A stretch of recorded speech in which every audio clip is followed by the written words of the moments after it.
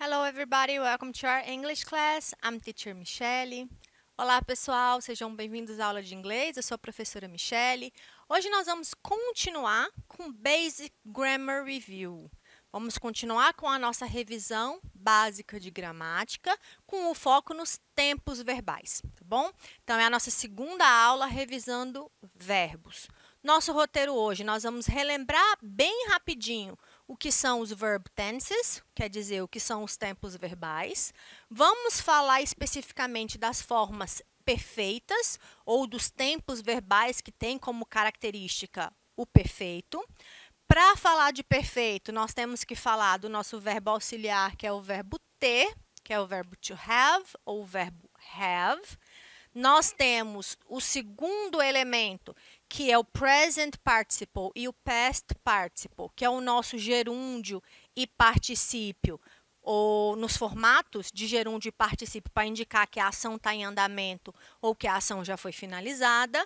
Vamos falar da estrutura das sentenças desses dois tempos verbais, do tempo perfeito e do tempo perfeito contínuo. E, por fim, vamos ver exercício de gramática. Bom, então vamos lá. Para começar, a gente relembra um pouquinho do que são os verb tenses. Tá? It is a verb-based method used to indicate time. Então, quando a gente fala de tempo verbal, nós nada mais estamos falando de um método baseado em verbo, ou uma forma que é baseada em verbo, que é utilizado para indicar tempo. Por isso que quando a gente pensa em tempo verbal, vem na nossa cabeça presente, passado e futuro, fazendo referência à ideia de tempo. Agora, além de indicar tempo, os tempos verbais também indicam a condição, o estado da ação. Qual é o status dela? Por exemplo, é uma ação que está em continuidade ou é uma ação que já terminou, que já está completa? É uma ação ou um estado que está em relação... Qual é a relação que essa ação tem com o tempo em que o falante manifesta ela? Então, por exemplo, é uma ação que está acontecendo agora, é uma ação passada, é uma ação que ainda vai acontecer. São elementos e informações que são oferecidas a partir dos tempos verbais. O verb tense, o tempo verbal, ele se refere quando a ação acontece, de acordo com o contexto da sentença, e ele oferece também a informação se a ação já aconteceu no passado, se ela está acontecendo no momento presente ou se ela ainda vai acontecer no tempo futuro, tá? Em inglês, existem 12 tempos verbais, tá? Os principais tempos verbais são 12 em língua inglesa, sendo que esses 12 representam a combinação entre os 3 tempos e os 4 aspectos, ou as 4 formas ou estado que nós podemos ter num verbo. Ou seja, tem 4 presente, 4 passado e 4 futuro. Presente simples, presente contínuo, presente perfeito contínuo. Sempre a combinação entre esses dois elementos. A referência temporal, que é quando a ação aconteceu, e a referência da tensão, do estado, do aspecto daquela ação, tá bom? Se ela é uma ação individual, uma ação simples, se é uma ação em andamento, se é uma ação que tem relação com outro tempo, ou se é uma relação que tem uma continuidade a outros tempos verbais, tá? Na aula passada, na nossa aula anterior, nós falamos dos tempos simples e contínuo. Vale a pena você dar uma olhadinha lá na nossa rede, no nosso canal da plataforma Gonçalves Dias, para você rever essas noções dos tempos simples e contínuos. Hoje, nós vamos focar no tempo perfeito e no tempo perfeito contínuo. Muitas vezes, em inglês, se chama de simple perfect, que é o perfeito ou perfeito simples, e o perfeito contínuo, que já é um tempo verbal adicional. Tá? As formas perfeitas nada mais são do que tempos verbais compostos. Quer dizer, você forma ele pela combinação de 2 ou 3 verbos. Tá? tá? Para fazer essa construção e essa indicação. E eles são usados para expressar ações passadas que aconteceram em um momento que não é definido. Tem vários usos, tá bom? A gente pode usar o tempo perfeito para falar de uma ação em um tempo indefinido, mas você pode também usar para falar de uma ação que começou no passado e até hoje é realidade, ou seja, ela começou no passado, mas ela ainda impacta o presente. Você pode falar de uma ação que começou no passado, continua no presente e você tem uma expectativa dela ainda se materializar ou dela continuar também no futuro, tá? Então, sempre que a gente tem essa ideia de ação que perpassa por diferentes tempos verbais, a gente está falando dessas formas perfeitas. São indicados para indicar a ação que também mantém relação com o presente, como eu mencionei. E uma coisa muito importante de vocês observarem é que os tempos perfeitos são muito comuns na língua inglesa. Utiliza-se com grande frequência essa construção do verbo ter mais o verbo principal conjugado, tá? No particípio ou no gerúndio. Quando a gente pensa nas traduções, nem sempre vai ser feita uma tradução literal, tá? A gente contextualiza com aquilo que faz sentido em língua portuguesa. As formas perfeitas incluem dois tipos, dois aspectos. Eu posso ter o perfect simple, que é essa forma perfeita simples, ou eu posso ter o perfect continuous, que é essa forma perfeita contínua. Tá? A diferença entre um e outro está na estrutura. Em termos de sentido, em termos de tradução, vai ser muito parecido quando a gente traz para o português. Tá? Então, nós temos o presente perfeito simples, o passado perfeito simples e o futuro perfeito simples, os três tempos, nesse modo aqui.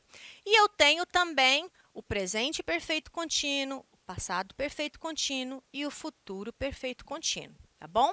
Então, são as formas que eu tenho de utilizar esses três tempos, presente, passado e futuro. Falando inicialmente da estrutura do perfeito simples, né? Tenta separar, por exemplo, o simples e o perfeito contínuo. O simples, ele é menos complicado, tá? Ele é mais básico. Então, vamos analisar primeiro a estrutura simples. A estrutura simples, ela é formada pela combinação de dois verbos. Então, eu tenho o verbo ter, que é o nosso verbo auxiliar. Lembrando que sempre que a gente fala de tempo verbal composto, a gente usa um verbo auxiliar. Por que que é verbo auxiliar? Porque ele ajuda. Tá? Ele ajuda na construção da estrutura.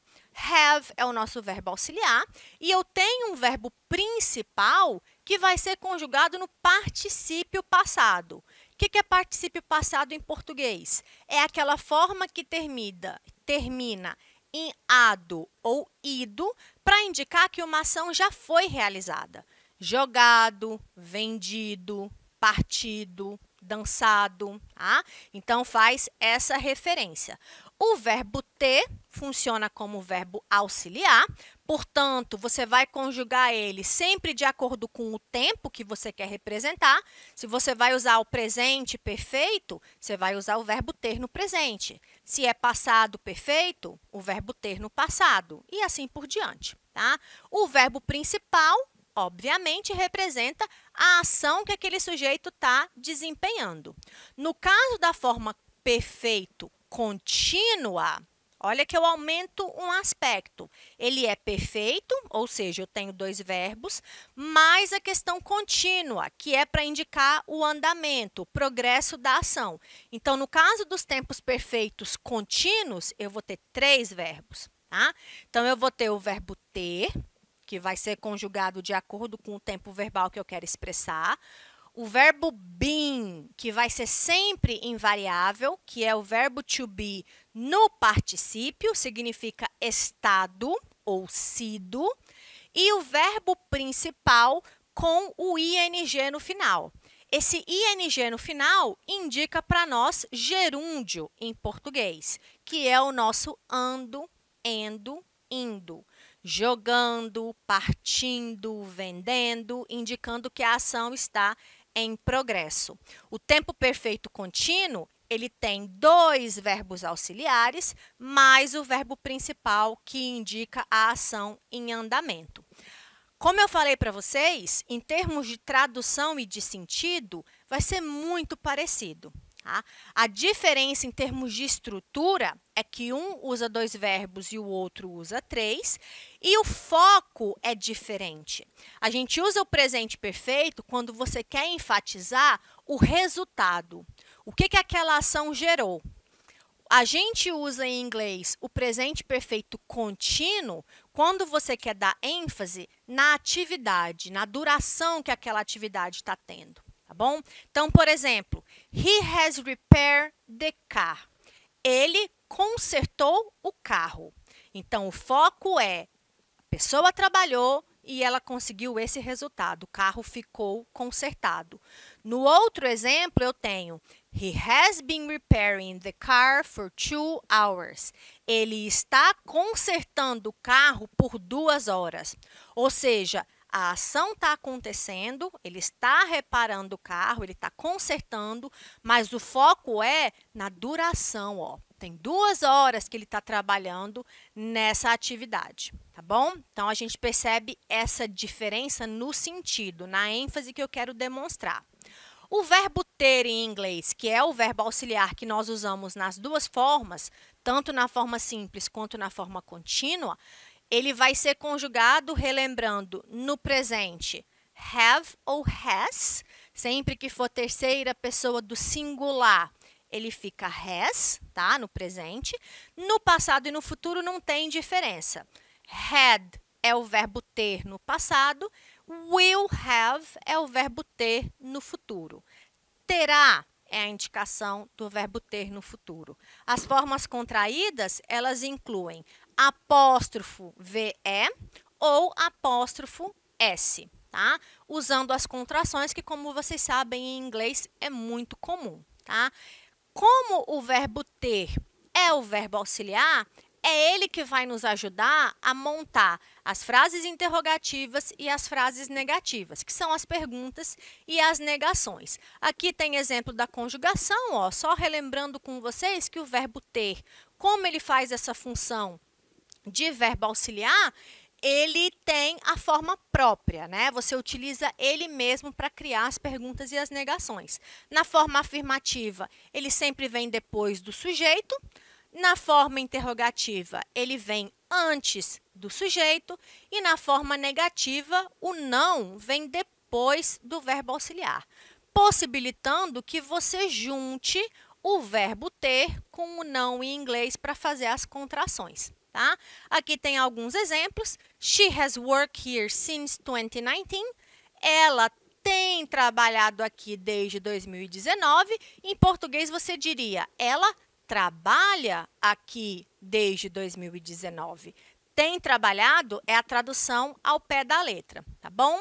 Na pergunta, o verbo auxiliar vem para frente. Na forma negativa, o não em inglês vem depois do verbo auxiliar, sempre depois. Outra questão que é importante a gente relembrar são as formações do gerúndio em inglês e do particípio, que são duas formas essenciais para nós utilizarmos os verbos principais. Tá? No caso do present participle, que é o presente particípio, que equivale para nós ao gerúndio, ele é sempre formado pelo sufixo ing. Tá? Para facilitar, pessoal, toda vez que em inglês fala de contínuo, quer dizer em andamento ou em progresso, sempre tem ing. Toda vez. Falou tempo verbal contínuo, tem ing. Tá? O ing é um sufixo que você acrescenta no final do verbo. Visiting, eating, doing significa visitando, comendo, fazendo. Casos especiais. Se o verbo termina em E, tira o E, acrescenta o ing. Se o verbo é CVC, que são aqueles verbos monossílabos terminados em consoante, vogal e consoante, dobra a consoante para depois acrescentar o sufixo. E se o verbo termina em ditongo IE, quer dizer, duas vogais juntas, I e o E, você troca o I e o E pelo Y para criar o verbo no gerúndio, ou para acrescentar o sufixo, tá bom? O ing. Dancing, dançando. Running, correndo. dying, morrendo. Então, são exemplos de construções que eu posso fazer usando o gerúndio. Já no caso do particípio, que é a ação já realizada, que em português é o ado e o ido, em inglês segue as mesmas regrinhas do simple past, que é a regrinha do passado simples. Se o verbo é regular, é de no final. Tá? Lived, morado, waited, esperado, studied, estudado. Lembrando das mesmas regrinhas de sempre. Se o verbo terminou em Y antes de uma consoante, troca o Y pelo I e acrescenta o ED. Se o verbo termina em E, não precisa de mais um é só colocar o D no final. No caso dos verbos irregulares, vocês já sabem, não tem regra. Tem que olhar a tabelinha dos verbos irregulares, a terceira coluna, que é onde está o particípio, para ver qual é a forma correta do verbo. O verbo go, que é o verbo ir, fica gone, ido. O verbo be, que é o verbo ser, fica been, sido ou estado. O verbo cut, que é o verbo cortar, fica cut, cortado. Ou seja, olha a diferença, não tem padrão. Cada verbo fica de um jeito, por isso ele é chamado de verbo irregular. Tá? Em termos de estrutura, a gente segue o mesmo modelo que a gente sempre vem falando nas nossas aulas de língua inglesa. O inglês tem um padrão quando a gente pensa nas frases afirmativas, interrogativas e negativas. O que é importante para você é sempre tentar lembrar quais as partículas, quais os elementos que são necessários em cada tempo verbal. Tá? No caso do tempo perfeito simples, nós vamos ter frase afirmativa, sujeito primeiro, verbo auxiliar, verbo principal no particípio e o complemento. Forma negativa é só colocar o não em inglês. Onde coloca o não? Depois do verbo auxiliar, tá? No caso da forma interrogativa, troca de lugar. O verbo vem para frente, sujeito vem depois.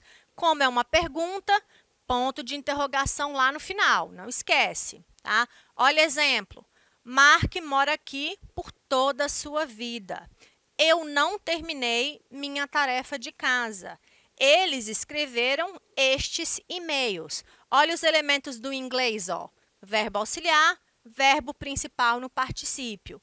Questão negativa tem o não em inglês, interrogativa, verbo primeiro, ponto de interrogação depois. Bom, no caso da estrutura do perfeito contínuo, aí eu vou ter mesma coisa do perfeito simples, sujeito e o verbo auxiliar, só que agora eu tenho um verbo no particípio, que é o been, que é sempre o mesmo verbo para todas as pessoas, e o verbo principal com ing. No perfeito simples, é um verbo principal, um verbo auxiliar. No perfeito contínuo, eu tenho que ter o verbo que indica a continuidade. Sempre que fala contínuo é progresso, é andamento, tá? Por isso que tem ing.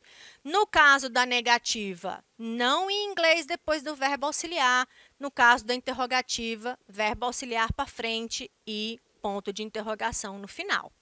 Exemplo, ela está trabalhando ou ela tem trabalhado o dia todo, você vai considerar o contexto e analisar o que faz mais sentido em português.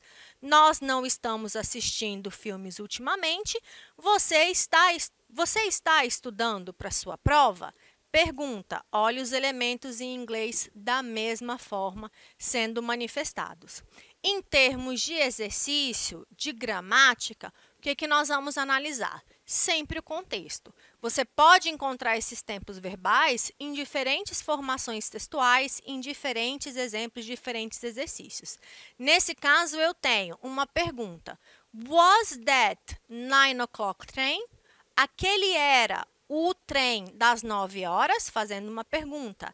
E aí vem como resposta, yes, you. Então, a pergunta era no passado. Imagina a situação. Alguém pergunta no passado, aquele era o trem? Quer dizer, o trem já foi embora. Então, a resposta é have just missed. Você acabou de perder. Sim, você acabou de perder o trem. You just miss é justamente essa representação de algo que você perdeu, no caso, o trem. Bom, pessoal, hoje nós trabalhamos a revisão de tempos verbais. Deem uma olhada nos nossos materiais complementares na plataforma Gonçalves Dias e estudem, tá bom? Até a próxima, se cuidem e bye bye!